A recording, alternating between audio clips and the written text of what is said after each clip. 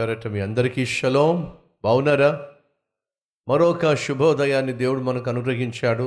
మీ గృహంలోనే వేకువజామునే లేచి దేవునితో దేవుని సన్నిధిలో మీ దినాన్ని ప్రారంభించాలి అనే ఆశతో మీరు చూపిస్తున్న శ్రద్ధను బట్టి మీకు ధన్యవాదాలు తెలియచేస్తున్నాను. దేవుడు ఈ దినమంతా మీకు తోడుగా ఉండాలని మనస్ఫూర్తిగా కోరుతున్నాను. ఈరోజు నేను అందించే సందేశం పిలవని పిలుపు. ఏమిటది? పిలవని పిలుపు. పిలవకుండానే వచ్చిన ఒక వ్యక్తి గురించి మీతో పంచుకోవాలి ఆశపడుతున్నాను. రైట్, రండి. మత్తయి సువార్త 12వ అధ్యాయము 42వ వచనము. విమర్శ సమయమున దక్షిణ దేశపు రాణి ఈ తరము వారితో నిలువబడి వారి మీద నేరస్థాపన చేయును. ఆమె సొలొమోను జ్ఞానము వినుటకు భూమి అంచముల నుండి వచ్చెను. ఇదిగో, సొలొమోను కంటే గొప్పవాడు ఇక్కడ ఉన్నాడు. సొలొమోనుకున్న జ్ఞానమును గూర్చి 1500 మైళ్ళ దూరంలో ఉన్నటువంటి ఒక దేశాన్ని పరిపాలించే రాణి విన్నదట. చూడల, కేవలము విన్నదట.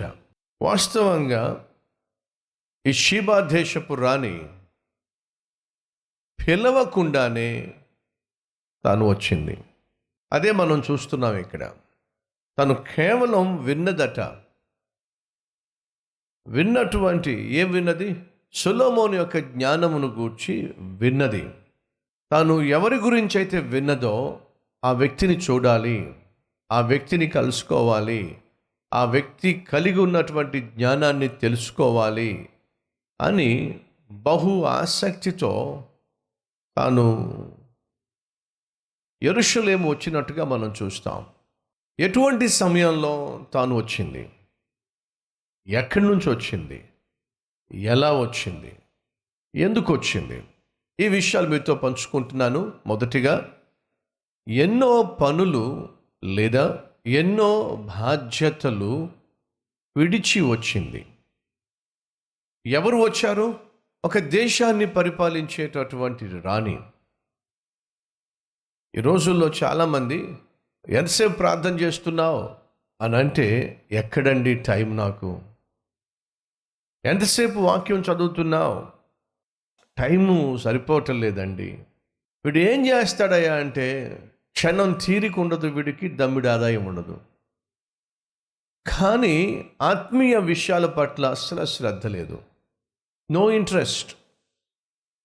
దేవుని పట్ల, వాక్యం పట్ల, వ్యక్తిగత ఆత్మీయత పట్ల, దేవునితో కలిగి ఉండవలసినటువంటి సహవాసం పట్ల, ప్రార్థన పట్ల ఏమాత్రము శ్రద్ధ ఉండదు. ప్రార్థన చేస్తే ఆశీర్వాదం తెలుసు. వాక్యము చదవటం వల్ల ఆత్మీయ జీవితం బలపడుతుంది తెలుసు. ఆశీర్వదించబడతాడు తెలుసు. పరిశుద్ధంగా జీవిస్తాడు తెలుసు. సైతాను దూరం అయిపోతాడు తెలుసు. అన్నీ తెలుసండి, కానీ శ్రద్ధ లేదు. దానికి సాధారణంగా చెప్పేటటువంటి సాకు ఏమిటంటే, టైం సరిపోవటం లేదండి. దేవుని సన్నిధికి రావడానికి టైం లేదండి.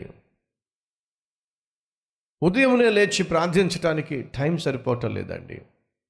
సాయంత్రం కాసేపు దేవుని సన్నిధిలో మోకరించడానికి టైం సరిపోవటం లేదండి. టైం ఎక్కడండి?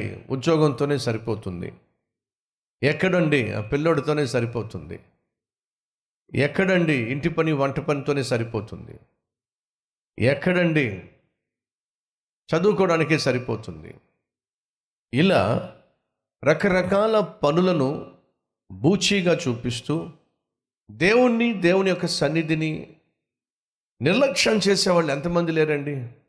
ఈ రోజుల్లో వాస్తవంగా మన అందరికీ అన్ని విషయాలకు సమయం ఉంది.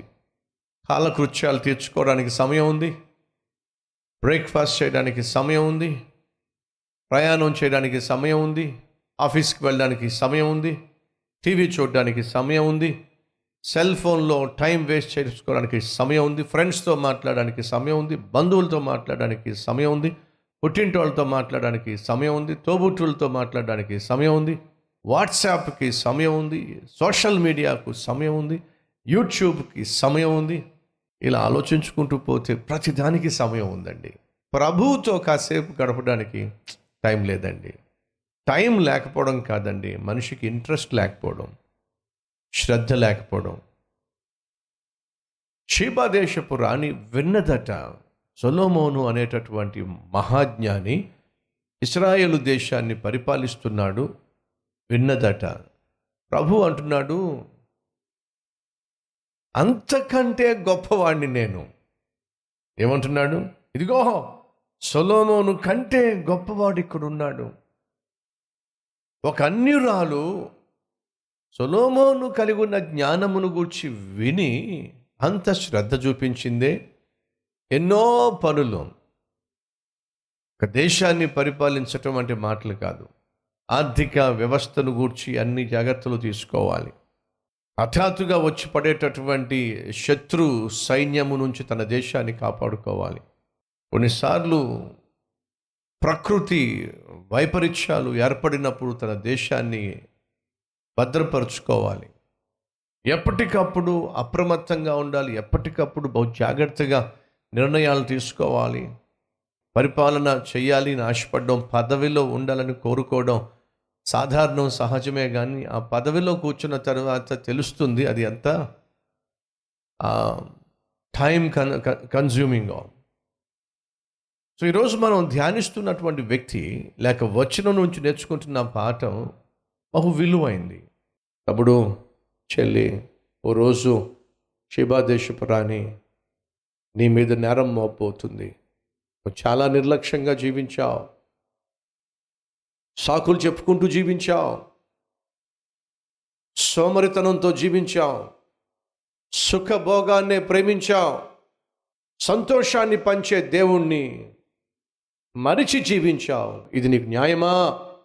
సొలొమోను కంటే బహుశ్రేష్టమైన దేవుణ్ణి నువ్వు నిర్లక్ష్యం చేశావు. ఇది నీకు ఆశీర్వాదమా? ఈ రోజు నుంచి అయినా శ్రద్ధ వహిద్దాం, బాధ్యత వహిద్దాం. దేవునికి ఇవ్వాల్సిన విలువ మనం ఇద్దాం. అవునన్నవారు మీరున్న చోట మీ హస్తాన్ని ప్రభువుకు చూపించి, నాయన నన్ను క్షమించు, ఇక నుంచి అయినా నేను సొలొమోను కంటే మహాజ్ఞానివని, మహాప్రేమ కలిగిన వాడివని, సొలొమోను కంటే ఎక్కువగా ప్రేమిస్తున్న వాడివని గ్రహించి నా జీవితాన్ని దిద్దుకుంటాను ప్రభువా.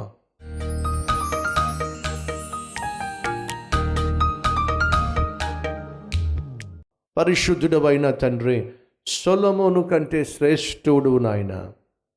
కానీ ఆ రోజు షీబా దేశపు రాణి ఎన్నో పనులు ఉన్నప్పటికీ, ఎన్నో బాధ్యతలు ఉన్నప్పటికీ, ఎంతో దూరమైనప్పటికీ, ఎంత ఖర్చు అయినప్పటికీ, ఎవ్వరూ పిలవకపోయినప్పటికీ తను విన్నటువంటి ఒక శుభవార్తను విశ్వసించి విసుగు చెందక ఎంత దూరం ప్రయాణం చేసింది, ఎంత ఖర్చు చేసింది, తన పదవిని పణంగా పెట్టింది. సొలొమోను చూడాలని వచ్చింది. అంతకంటే శ్రేష్టమైన దేవుడు నీవు నాయన. నీ సన్నిధికి రాకుండా ఎన్ని సాకులు చెప్తున్నామో, నీ సన్నిధికి రాలేకపోవడానికి ఎన్ని కారణాలు చెప్తున్నామో క్షమించయ్యా. నీ సన్నిధిలో మోకరించకపోవడానికి, ప్రార్థించకపోవడానికి, నీ మందిరానికి రాలేకపోవడానికి ఎన్నెన్ని కారణాలు చెప్తున్నాము క్షమించయ్యా. యేసు నామం పేరట వేడుకుంటున్నాము తండ్రి, ఆమేన్.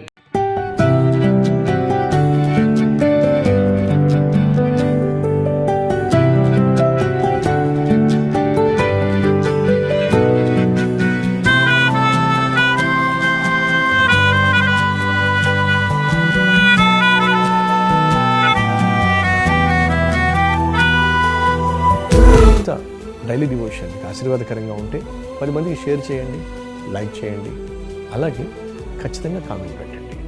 మళ్ళీ రేపు ఇదే సమయంలో మరొక అద్భుతమైన డైలీ డివోషన్తో మీ ముందుకు రాబోతున్నాను. అంతవరకు సెలవు.